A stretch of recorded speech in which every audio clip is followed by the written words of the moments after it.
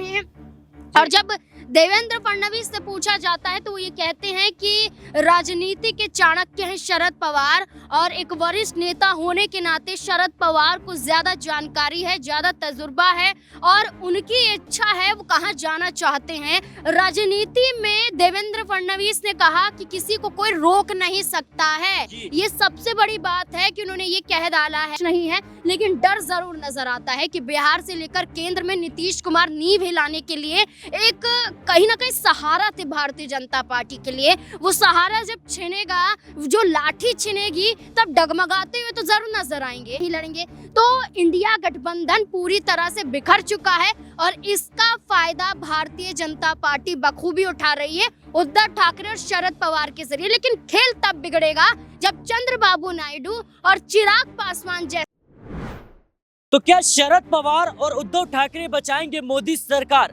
क्या नीतीश कुमार के जाने के बाद शरद पवार के 8 सांसद एनडीए में शामिल होने जा रहे हैं? दरअसल जिस तरीके से नीतीश कुमार को लेकर कयास लगाए जा रहे हैं कि नीतीश कुमार अब इंडिया गठबंधन में शामिल हो सकते हैं, इसके साथ ही इस बात के कयास लगाए जा रहे हैं कि शरद पवार और उद्धव ठाकरे अब एनडीए में वापसी करने जा रहे हैं, एनडीए में शामिल होने जा रहे हैं। क्योंकि देखा जाए तो नीतीश कुमार के जाने से मोदी सरकार कमजोर पड़ती हुई नजर आएगी और सरकार पर खतरा मंडराता हुआ नजर आएगा। और इसी को देखते हुए भारतीय जनता पार्टी ने अब इंडिया गठबंधन में फूट डालने की शुरुआत कर चुकी है। जहां एक तरफ दिल्ली विधानसभा चुनाव में अरविंद केजरीवाल को टीएमसी और अखिलेश यादव की समाजवादी पार्टी समर्थन दे रही है, तो वहीं दूसरी तरफ इस चुनाव में कांग्रेस पार्टी अलग थलग नजर आ रही है। तो वहीं दूसरी तरफ देखा जाए तो महाराष्ट्र की राजनीति में भी भारतीय जनता पार्टी बड़ा खेल करते हुए नजर आ रही है। शरद पवार और अजीत पवार एक होते हुए नजर आ रहे हैं। इसके साथ ही माना यह भी जा रहा है कि जिस तरीके से देवेंद्र फडणवीस का बयान कल सामने आया, उन्होंने साफ तौर पर कहा कि शरद पवार चाणक्य हैं और वो कुछ भी कर सकते हैं, राजनीति में कुछ भी संभव है। तो क्या इस बयान के जरिए अब सीएम देवेंद्र फडणवीस इस बात का संकेत दे रहे हैं कि शरद पवार और उद्धव ठाकरे से उनकी बात बन चुकी है और नीतीश कुमार अगर पलटी मारते भी हैं तो मोदी की सरकार जो इस वक्त मौजूद है उस पर कोई भी खतरा नहीं मंडराने वाला है? मेरे साथ इस मुद्दे पर बातचीत करेंगी नाजमीन मौजूद है। नाजमीन, आपका बहुत बहुत स्वागत है। नाजमीन, जिस तरीके से देखा जाए तो इस वक्त बिहार से लेकर दिल्ली, दिल्ली से लेकर महाराष्ट्र तक लगातार कई तरह के जो राजनीतिक घटनाक्रम है वो इस बात के संकेत दे रहे हैं कि कहीं ना कहीं जो मोदी सरकार है उस पर खतरा मंडरा रहा है। लेकिन दूसरी तरफ भारतीय जनता पार्टी बड़ा खेल करती हुई नजर आ रही है। कल देवेंद्र फडणवीस का बयान सामने आया शरद पवार को लेकर के, और उद्धव ठाकरे को भी माना जा रहा है क्योंकि वो भी बीएमसी चुनाव जो मुंबई में होने हैं उसको भी कहीं ना कहीं लेकर उन्होंने ऐलान कर दिया कि वो अकेले चुनाव लड़ेंगे, कांग्रेस पार्टी का साथ छोड़ रहे हैं। कैसे देख रही हैं? देखिए, बिल्कुल बहुत बड़ी बात है। देखिए, कुछ वक्त पहले उद्धव ठाकरे की सामना में एक संपादकीय तौर पर एक लेख लिखा गया और इस लेख में ये दर्शाया गया कि देवेंद्र फडणवीस ने अच्छा काम किया है।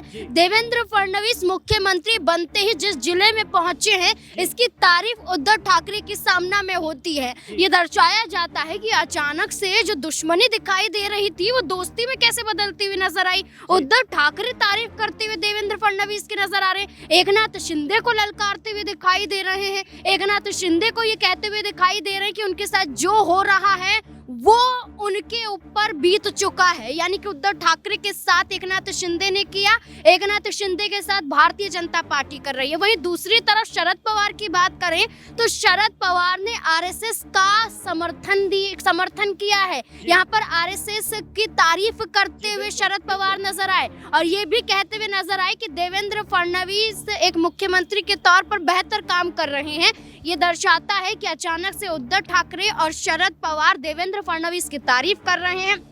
और जब देवेंद्र फडणवीस से पूछा जाता है तो वो ये कहते हैं कि राजनीति के चाणक्य हैं शरद पवार, और एक वरिष्ठ नेता होने के नाते शरद पवार को ज्यादा जानकारी है, ज्यादा तजुर्बा है और उनकी इच्छा है वो कहाँ जाना चाहते हैं। राजनीति में देवेंद्र फडणवीस ने कहा कि किसी को कोई रोक नहीं सकता है। ये सबसे बड़ी बात है कि उन्होंने ये कह डाला है कि राजनीति में आप बयान देते हैं, कट्टरता के बयान देते हैं कि मरते दम तक कहीं नहीं जाएंगे, हमने कसम खा ली है अब इस गठबंधन के साथ रहेंगे, लेकिन ऐसा कुछ भी नहीं है। अपने फायदे करने के लिए राजनीतिक दल बदलते रहते हैं। ये खुद देवेंद्र फडणवीस का बयान है। इससे ये समझा जा सकता है कि वो ये बता रहे हैं कि उद्धव ठाकरे और शरद पवार अब उनके पाले में आना चाहिए। नाज़मीन, जिस तरीके से नीतीश कुमार भारतीय जनता पार्टी के प्रति रुख दिखा रहे हैं, जाहिर सी बात है उनको लेकर सवाल उठ रहे हैं कि अगर नीतीश कुमार बगावत करते हैं तो जो केंद्र की मोदी सरकार है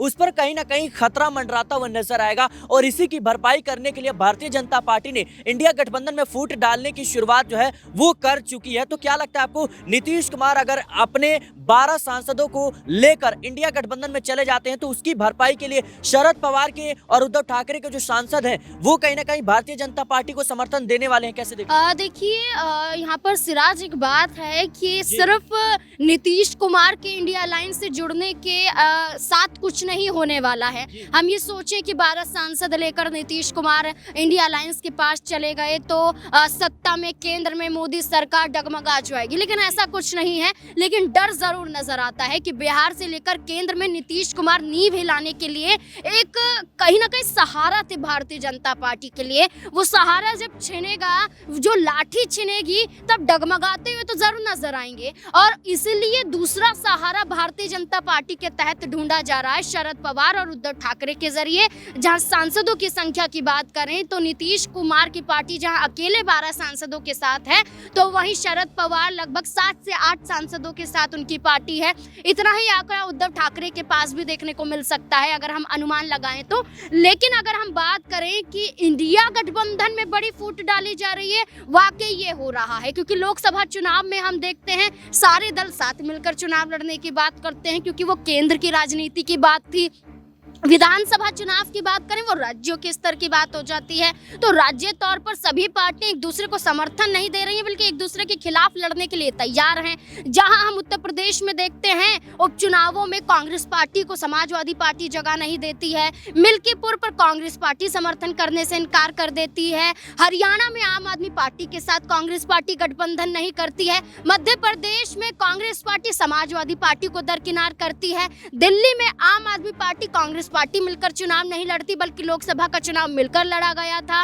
वही तमाम इंडिया अलायंस के जो दल हैं वो आम आदमी पार्टी को समर्थन दे रहे, चाहे उद्धव ठाकरे हो, चाहे ममता बनर्जी हो, चाहे लालू प्रसाद हो, चाहे अखिलेश यादव हो, वो आम आदमी पार्टी को समर्थन दे रहे हैं। कांग्रेस पार्टी अलग थलग नजर आ रही है। इसलिए महाराष्ट्र के जो निकाय चुनाव है, एमसीडी के भी चुनाव है, इसमें हम ये देख रहे हैं कि उद्धव ठाकरे ने ऐलान कर दिया है कि किसी गठबंधन के साथ चुनाव नहीं लड़ेंगे। शरद पवार के जरिए भी ऐलान कर दिया गया किसी गठबंधन के साथ चुनाव नहीं लड़ेंगे। तो इंडिया गठबंधन पूरी तरह से बिखर चुका है और इसका फायदा भारतीय जनता पार्टी बखूबी उठा रही है उद्धव ठाकरे और शरद पवार के जरिए। लेकिन खेल तब बिगड़ेगा जब चंद्रबाबू नायडू और चिराग पासवान जैसे चेहरे नीतीश कुमार के साथ आ जाएं। और नीतीश कुमार के साथ मिलकर आप देखिए, नीतीश कुमार के पास 12 सांसद, यहाँ पर टीडीपी की बात करें तो 16 सांसद, 5 सांसदों की बात करें तो चिराग पासवान की एलजेपीआर के पास है, तब यहाँ पर खेल बिगड़ता हुआ नजर आ सकता है। लेकिन नाज़मीन, जिस तरीके से हाल ही दिनों में चिराग पासवान और नीतीश कुमार की नजदीकियां बढ़ी है, कहीं ना कहीं जिस तरीके से नीतीश सरकार ने चिराग पासवान को उनका जो कार्यालय है वो दिलवाया पशुपति पारस से छीन करके, उसके बाद से देखा गया लगातार नीतीश कुमार और चिराग पासवान के बीच जो मुलाकातों का सिलसिला है वो थमने का नाम नहीं ले रहा है। और जिस तरीके से चिराग पासवान भी लंबे वक्त से खामोश नजर आ रहे हैं, चाहे वो अम्बेडकर विवाद हो या फिर और भी तमाम विवादों को लेकर के, क्या लगता है आपको कि कहीं ना कहीं भारतीय जनता पार्टी अब इस तैयारी में है कि नीतीश कुमार अगर पलटी मारते हैं तो ये तमाम जो छोटे दल हैं वो भी कहीं ना कहीं आंख दिखाते हुए नजर आएंगे? इसमें चिराग पासवान का नाम सामने आता है, इसमें एकनाथ शिंदे का नाम सामने आता है, जयंत चौधरी का नाम सामने आता है, अनुप्रिया पटेल का नाम सामने आता है। तमाम ऐसे दल हैं जो कहीं ना कहीं फिर भारतीय जनता पार्टी की मुश्किलें बढ़ा सकते हैं। और देखा आपने किस तरीके से जो चिराग पासवान है उनके संसदीय बोर्ड के अध्यक्ष हुल्लास पांडे के ठिकानों पर छापेमारी की गई। इसके साथ ही जो लालू और नीतीश के नजदीकी थे उन आलोक मेहता, उनके वहां भी ईडी की छापेमारी की गई। तो क्या ये तमाम राजनीतिक घटनाक्रम इस बात के संकेत नहीं देते हैं भारतीय जनता पार्टी को ये एहसास हो चुका है कि कहीं ना कहीं नीतीश कुमार पर्दे के पीछे